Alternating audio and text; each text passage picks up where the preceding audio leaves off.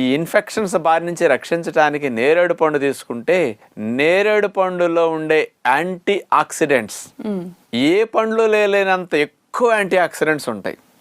అందుకని దీన్ని ఏమంటారంటే king of anti oxidant food అంటారు నేరేడు పండుని. అంటే యాంటీ ఆక్సిడెంట్స్ అంటే ఏమిటి అంటే ఇక్కడ మీకు చెప్పాలి, మన శరీరం జబ్బుల బారిన పడకుండా రక్షించే పదార్థాలని యాంటీ ఆక్సిడెంట్స్ అంటారు.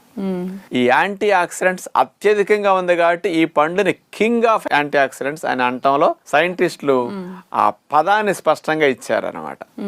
అందుకని అంత మంచి పండు కాబట్టి కంపల్సరీ ఈ సీజన్లో నేరేడు పళ్ళు తినాలి.